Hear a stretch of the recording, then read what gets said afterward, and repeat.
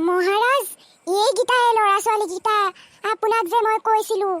ইহঁতৰ সাহস কেনেকে হ'ল মোৰ ঘৰলৈ আহিবলে কলা ভূতৰ মহাৰাজ আমি মানে গম পোৱা নাছিলো নহয় আপোনালোকৰ ঘৰ বুলি আমি মানে পানীত উঠি গৈছিলো তাৰপিছত মানে উঠিব পাৰিলো আৰু যেনে তেনে তাৰপিছত আমি ঘৰলৈ যাম বুলি এইফালে উঠি দিলো এইফালে আহি দিলো তাৰপিছত আকৌ আপোনালোকৰ ঘৰটো দেখিলো আমি আকৌ গম পোৱা নাছিলো নহয় বোলো এইটো আপোনালোকৰ ঘৰ বুলি সেইকাৰণে ইয়াতে সোমাই দিলো ঘৰ দেখি মোক কলা ভূত বুলি ক'বলৈ আহিছ হা তই ৰহ তোক আজি পাৰিবা মোক দেখোন ভূতে ধৰিলে পাৰিবা কেইটা কৰা মোক বচোৱা পিংকু ৰ'বা মই ভূতকেইটা জাৰণ দিম ৰ'বা মই কৈতো দিলো ভূত এতিয়া এনেকৈ বুলি এতিয়া মই কি কৰোঁ বাৰু সেইখিনি মাৰি এডাল দেখিছোঁ এইডালেই মাৰোঁ ইয়াক আমাক ধৰি পেলাই আহিছে আইও ঐ ছোৱালী ৰহ তই মোক মাৰিবলৈ আহিছ হা মোক মাৰিবলৈ আহিছ তই হা মাৰিমেই মই তোক যা কেলে পিংকুক ধৰিছ এই দে পিংকু এই দে বুলি কৈছো নহয় পাৰিবা ঠিকে কৈছা মা এইটো কাৰো মা আমাক মাৰিব লাগিছে আমাক ধৰিব লাগিছে মা পাৰিবা পিংকু মাৰি আছো পাৰিবা ই মোক এৰি দিলে এতিয়া ৰ'বা ইয়াক সিহঁতক চবকে ধুলাই দিব লাগিব পিংকু সেইখিনিত মাৰি আছে তুমিও এডাল লৈ লোৱা ঐ ভূত তাই মোক ধৰিব লাগিছিলে মোক ধৰিব লাগিছিলে তই ক'লাই তোন সেইকাৰণেহে কৈছিলোঁ তোক আজি মই এনেকুৱা দিম আৰু তই মেকুৰী ছোৱালী নিচিনা মেকুৰী তোকো দিম আজি তই কি বুলি কৈছিলি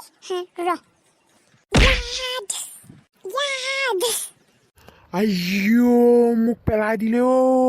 ঐ সেনাপতি আৰু সৈনিক তই কি চাই আছ হা মাৰ ইহঁতক মাৰ সেনাপতি আৰু সৈনিক দুটা মেকুৰীক চবকে মাৰো ব'লা পিংকু ঠিকে কৈছা তুমি তেতিয়াহে আমি পলাব পাৰিম মা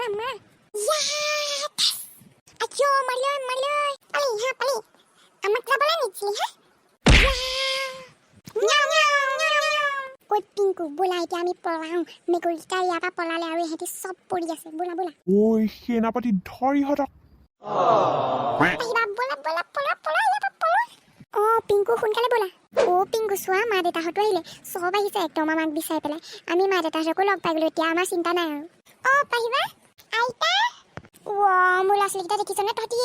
হাবিখনৰ মাজত বাৰু কি কৰিছ হা কি দৰকাৰ আছিলে তহঁতৰ এই হাবিখনৰ মাজলৈ আহিবলৈ হা পাহি পিংকু আমি তহঁতক বিচাৰি পাই গ'লো মোৰ মনটো বৰ ভাল লাগিছে পাহিবা পিংকু দা আমি তোমালোকক পাই গ'লো আমি তোমালোকক ইমান বিচাৰিছিলোঁ ক'ত গৈছিলাগে তোমালোক হ'ব ব'লা এতিয়া কথা পিছত পাতিবা ব'লা ইয়াৰ পৰা সোনকালে যাওঁ মা ব'লা এই ঘৰটোত ভূত আছে পাহিবা কি হৈছিলেনো তোমালোকে যে আমাক ইমান লৰালৰিকে ঘৰলৈ লৈ আহিলা কচোন তহঁতি ইমান লৰালৰিকে ঘৰলৈ লৈ আহিলি যে কৈছোঁ ৰ'বা জেঠাই মা গম পোৱা নাই একদম আমি মানে প্ৰথমতে একদম উঠি গৈছিলোঁ নাই তাৰপিছত আৰু আমি যেনে তেনে উঠিব পাৰিলোঁ সেইখিনিত তাৰপিছত উঠি পেলাই আমি ভাবিলোঁ বোলো আমি এফালেদি গৈ থাকিলে ঘৰ পাই যামগৈ তাৰপিছত গৈ আছোঁ তাৰপিছত ডাঙৰ হাবি এখন আছে নহয় তাৰপিছত হাবিখন যিমানে আগলৈ গৈ আছোঁ সিমানে আন্ধাৰ হৈ গৈ আছে তাৰপিছত আমি গৈ পেলাই সেই ডাঙৰ ঘৰটো পালোঁগৈ তোমালোকে যে দেখিছিলা আমি ওলাইছিলোঁ সেই ঘৰটো পালোঁগৈ তাৰপিছত সেই ঘৰটোত সোমাই পেলাই গ'লোঁ তাৰপিছত আৰু তাত ঢেৰ ভূত আছিলে নহয় প্ৰথমতে আমি ভাবিলোঁ ঘৰটো ধুনীয়া ডাঙৰ তাৰপিছত কোনো নাই বুলি ভাবিছিলোঁ তাৰপিছত আৰু ভূত আছে নহয় তাৰপিছত ভূতটো আকৌ এটা ভূতৰ ৰজাও আছে গম পোৱা নাই তাৰপিছত ভূত এটা আহিলে আৰু ৰজাটো আহিলে মানে ক'লা সেইটো তাৰপিছত পিংকুৱে ক'লে ক'লা ভূত কিবা এটা আমি কেনেকৈ গ'লোঁ তালৈ সেইটো ক'লে তাৰপিছত ভূতটোৱে ধৰিলে নহয় পিংকুক তাৰপিছত গম পোৱা নাই জেঠাই তাৰপিছত আৰু পাহিবাই মাৰি এডাল লৈ দিলে নহয় ভূতটোক ঠান দিলে তাৰপিছত ভূতে মোক এৰি দিলে তাৰপিছত ময়ো মাৰি এডাল লৈ চবকে মাৰিলোঁ তাৰপিছত ভূতটোক মাৰিলোঁ ভূতটোত থাপচকৈ হৈ পৰিলে নহয় তাৰপিছত ইবোৰকো মাৰি পেলাই আমি পলালোঁ সেইকাৰণেহে আমি তোমালোকক সোনকালে যাওঁ বুলি কৈছিলোঁ মা সেইটো কাৰণেহে আমি সোনকালে আহিলোঁ দেখিছানে বাৰু কি হৈ গ'ল সেইটো কাৰণে মই তহঁতক নদীখনৰ ওচৰলৈ যাবলৈ নকওঁ আজিৰ পৰা একদম নদীৰ ওচৰলৈ যোৱা বন্ধ দেই নাযাওঁ দেই আজিৰ পৰা আমি ভুলতো নদীৰ ওচৰলৈ নাযাওঁ ভালেই কৰিলি তহঁতি ভূতকেইটাক মাৰিলি তহঁতি আৰু ভূতক মাৰিব পাৰ তাতকৈ লাগিছেনে পিংকু আৰু পাহি আজি মোৰ মনটো বৰ ভাল লাগিছে পাই তোমালোকে আহিলা